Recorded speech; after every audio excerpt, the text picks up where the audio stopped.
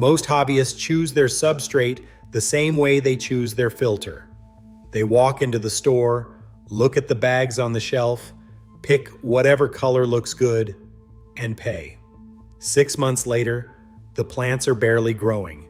The corydoras are damaging their barbels on sharp-edged gravel, the water is consistently cloudy, and the substrate has turned into a debris trap that releases ammonia every time the fish stirs it. The substrate is almost never identified as the cause because nobody at the point of sale explained what each type actually does, where each one completely fails, and which specific combination of fish, plants, and maintenance goals determines which substrate wins for each hobbyist. 3 substrates cover the vast majority of freshwater aquariums: gravel, sand, and aquarium soil. Here is exactly what each one does, what it cannot do, and which one belongs in your specific setup. Start with what substrate actually contributes to a freshwater aquarium beyond the aesthetic layer on the bottom of the tank. Substrate provides physical anchorage for plant roots, which determines whether root-feeding species can access nutrients effectively or rely entirely on the water column for nutrition. It provides surface area for beneficial bacteria colonization, contributing to the biological filtration capacity of the overall system. It affects water chemistry through its mineral composition, with inert substrates leaving water chemistry unchanged and reactive substrates releasing minerals or acids that shift the potential of hydrogen and general hardness measurably over time. It affects the behavior and physical health of bottom-dwelling fish species whose barbels, mouths, and undersides are in direct contact with the substrate surface continuously, and it determines how organic waste is distributed and processed in the tank, with different grain sizes and depths producing different organic accumulation patterns that directly affect water quality between maintenance sessions. Understanding all 5 of these functions is what makes a substrate decision genuinely informed rather than aesthetic. Gravel is the substrate that covers the broadest range of aquarium setups without excelling in any specific function. It is available in grain sizes from 2 to 10 millimeters, in natural colors and artificially dyed varieties, and in both natural rock composition and manufactured glass or plastic forms. Its primary advantage is mechanical stability. Gravel is heavy enough to stay in place when the filter current moves water across the substrate, does not get sucked into standard filtration intakes during water changes, and provides solid physical anchorage for plant roots that can grow between the gaps in the substrate particles. Water circulates relatively freely between gravel particles, which means the substrate does not restrict oxygen flow to the root zone, and debris does not compact the way it does in finer substrates. This free circulation also provides colonizable surface area for beneficial bacteria throughout the depth of the substrate, contributing to biological filtration capacity that is not available in bare-bottom setups. Gravel is also the easiest substrate to clean because a gravel vacuum siphon can penetrate between the particles and remove accumulated organic waste from the substrate interior during regular water changes. The limitations of gravel are equally specific. Gravel is inert. It contains no nutrients and releases none into the water column or the root zone. Plants growing in gravel depend entirely on dissolved nutrients in the water column for their feeding requirements, or on root tabs pushed into the substrate near the root zone on a replacement schedule of every 3 to 4 months. Species that are heavy root feeders, including Amazon swords, most cryptocoryne varieties, and Vallisneria, show measurably slower growth and less robust health in plain inert gravel than in nutrient-rich substrate. Gravel with grain sizes above 3 to 4 millimeters creates another specific problem for certain fish. Corydoras, catfish, loaches, and other bottom-dwelling species that sift continuously through the substrate using their sensitive barbels on their faces can lacerate those barbels on sharp-edged gravel particles, and repeated barbel damage leads to infection and eventual barbel deterioration that impairs the fish's ability to forage effectively. Any tank housing corydoras, loaches, or other substrate sifting species should use only smooth, fine-grained gravel or switch to sand. Gravel also allows organic debris, including uneaten food and fish waste, to fall between particles and accumulate in the substrate interior, where it decomposes and releases ammonia between cleaning sessions. In overfed or heavily stocked tanks, this organic accumulation between gravel particles becomes a significant secondary ammonia source that persists between water changes.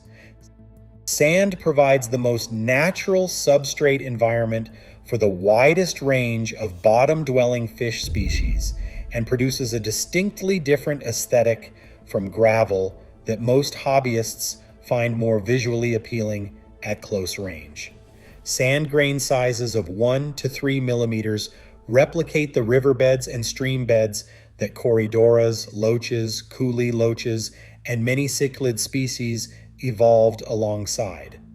These species sift, burrow, and forage through sand in ways they cannot perform in coarser gravel, which allows them to display their full range of natural behaviors while protecting their barbels and undersides from the abrasion damage that sharp-edged gravel produces.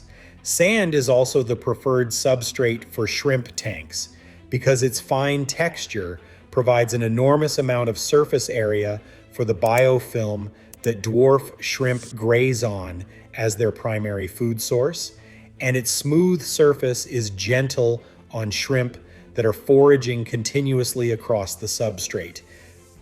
The specific limitation of sand that determines whether it is appropriate for a given setup is its tendency to compact over time and develop anaerobic zones in deep substrate beds.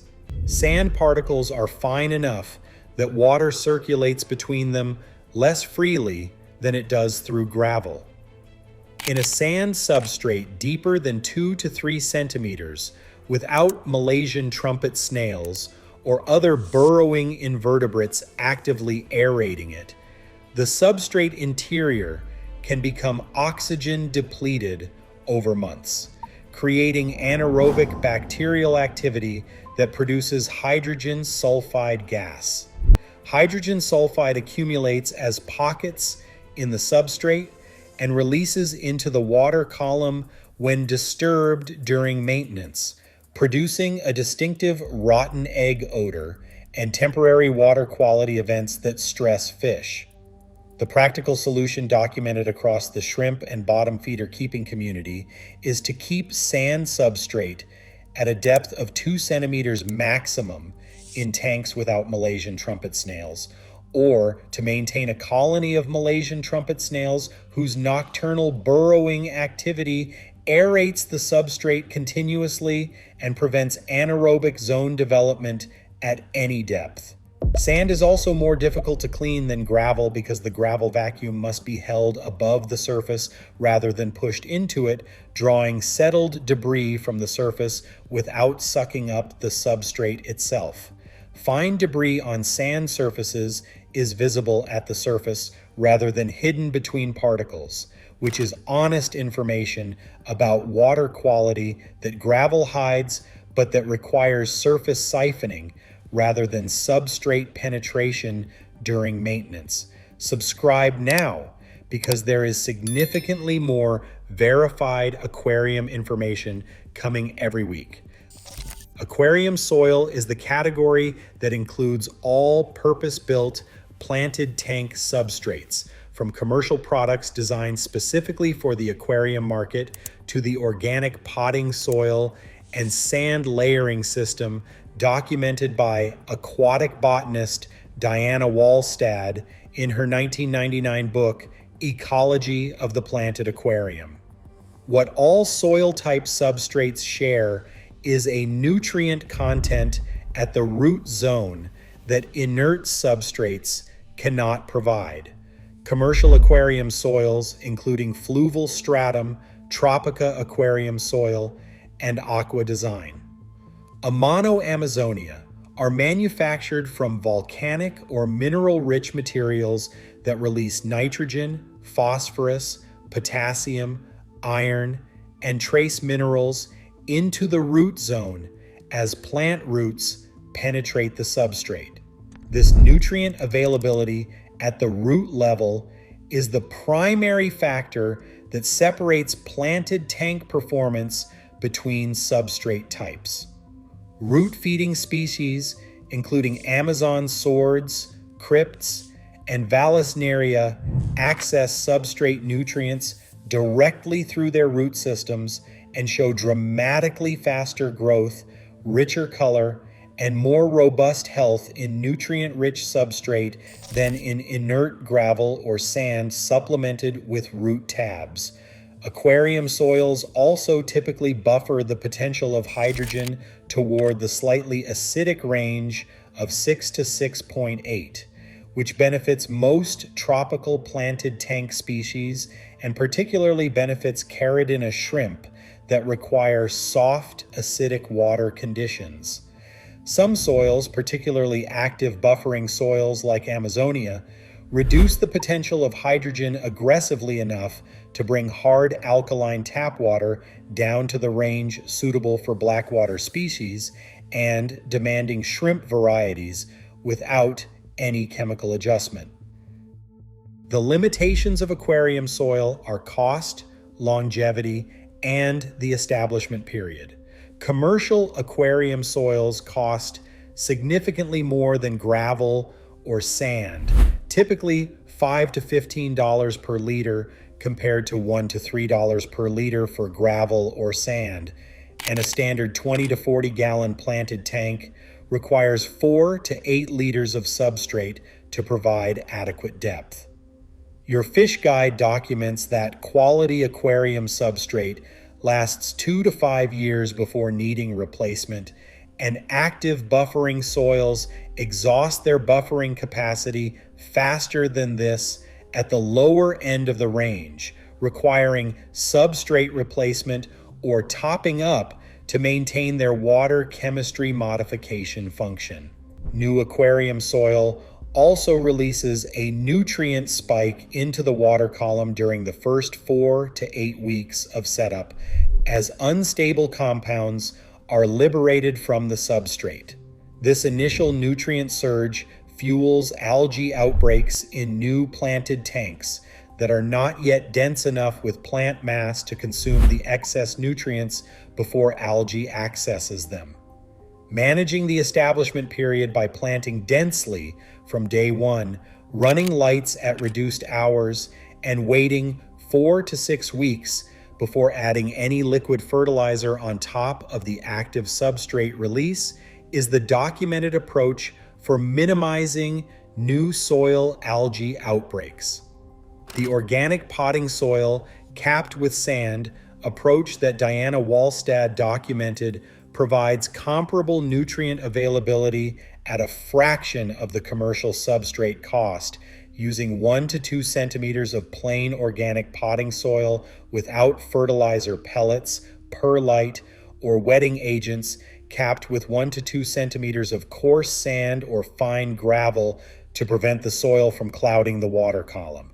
This combination achieves the root zone nutrient density of commercial substrate at $2 to $4 total rather than $20 to $40. The verdict follows from the setup requirements. For a fish-only community tank without live plants, or for a beginner tank where simplicity and ease of maintenance are the primary requirements, gravel in a grain size of 2 to 3 millimeters provides adequate biological surface area, easy vacuum cleaning, and a stable, neutral substrate that works with most fish species. Avoid grain sizes above 4 millimeters in any tank housing corydoras or loaches. For a tank housing bottom dwelling or substrate sifting species, including corydoras, coolie loaches, cichlids that dig, or any shrimp colony, sand at 1 to 2 millimeters depth provides the correct surface texture for natural foraging behavior and protects barbels and undersides from abrasion damage. Keep sand depth below 2 centimeters or add Malaysian trumpet snails to prevent anaerobic zone development. For a planted tank where plant growth, coloration, and biological performance are the primary goals, aquarium soil provides the root zone nutrient availability that neither gravel nor sand can match and produces planted tank results measurably superior to any inert substrate supplemented with root tabs alone. The commercial soil option is more convenient. The Walstad potting soil approach produces comparable results at a fraction of the cost. For any planted tank setup, the substrate decision is the most consequential choice made before the first plant goes into the water, and changing it after the tank is established means a complete breakdown and restart. Make the decision that matches the tank's actual goals before setup, not the one that looks good in the bag on the shelf. If this comparison helped you choose the right substrate for your specific setup, please like it and subscribe, because next week we are covering the 12 most common planted tank mistakes that beginners make in the first 6 months, and most of them start with the wrong substrate decision.